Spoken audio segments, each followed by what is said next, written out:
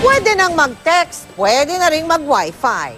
Yan ang bagong panuntunang balak ipatupad ng Civil Aviation Authority of the Philippines o CAAP para sa mga pasahero ng eroplano.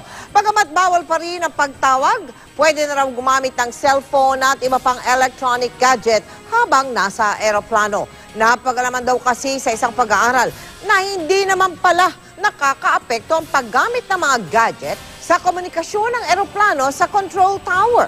Nakatutok si Steve Dailisan. Tuwing sasakay ng eroplano, ipinagbabawal ang paggamit ng cellphone. Kahit nga ang pagbubukas ng laptop, tablet, MP3 at iba pang electronic gadgets, binabawal din dahil umano sa posibleng epekto ng mga ito sa ligtas na biyahe sa himpapawid. Pero matapos ang masusing pag-aaral, napag-alaman ng FAA ng Amerika na hindi naman daw pala nakakaapekto ang paggamit ng mga electronic gadget sa komunikasyon ng eroplano sa control tower. Kaya sa lalo madaling panahon, maglalabas daw sila ng alituntunin kaugnay sa pagluluwag sa patakaran ukol dito. Sabi pa ng FAA, pwede na raw buksan ang cellphone basta dapat naka-airplane mode ito at hindi gagamitin sa pagtawag. Maari raw mag-Wi-Fi at Bluetooth kung may ganitong klaseng serbisyo ang airline. Ang Civil Aviation Authority of the Philippines o CAAP sang-ayon sa pagbabagong ito. Pilots are now using tablets in the cockpit, including computers. That is in all phases of flight. And they're right there close to the electronic equipment of the aircraft. So walang effect ito. Now the CAAP will be thinking of lifting these restrictions.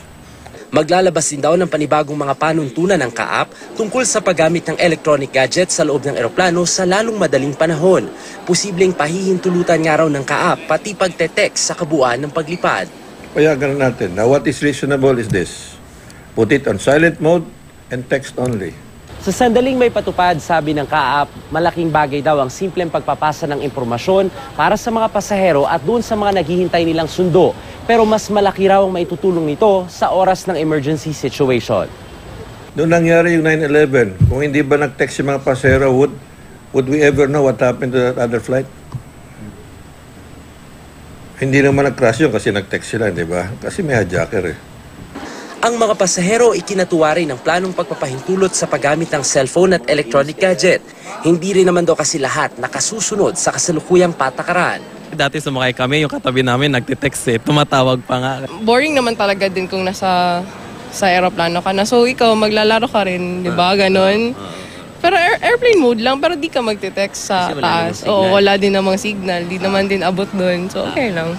Pag may nip ka sa biyahe, makaano ka rin ng mga games. Ang Philippine Airlines at Cebu Pacific Air, pag-aaralan pa raw at hihintayin ang ilalabas na kautusan ng CAAP. Sa kasalukuyan, ayon sa Philippine Airlines, nakakatawag at nakakapag-internet na sa himpapawid ang mga pasahero nila na biyaheng Toronto at Vancouver, Canada gamit ang Wi-Fi service.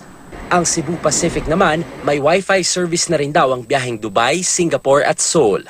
Steve Dailisan, nakatutok, 24 oras.